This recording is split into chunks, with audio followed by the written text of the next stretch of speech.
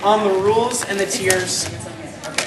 Now once you get into when you actually start getting into competitive battling, there's definitely rules set up because, I mean, Pokemon's not a perfect game. There are some things that need to be set, and it's up to you.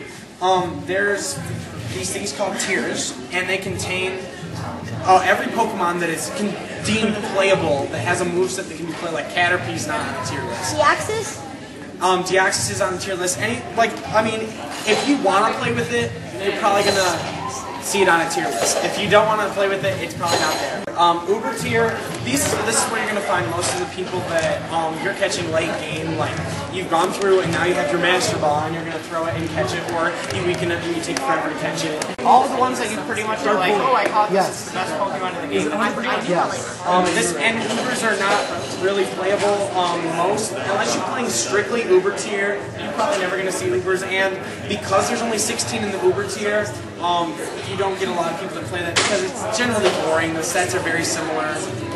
Overuse, this is where they deem standard play is from overuse down.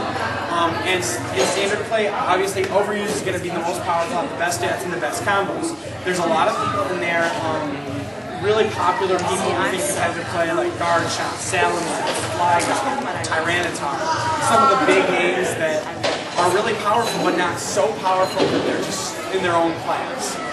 It's within reason, and it's fun to play. Like, I think Uber tiers, to me personally, are just not very fun because it's just so overpowering. But overused and down are fun.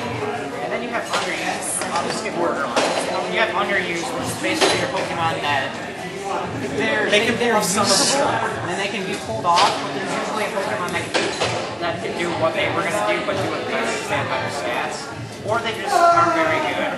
Their base stats might be low. They might have some sweet combo that no one else can pull off, but their stats are really low, and they pale in comparison to this. And you have borderline, which is they're kind of like if you were playing underuse only, they're kind of too good to be an underuse, but they're not good enough to be an overuse.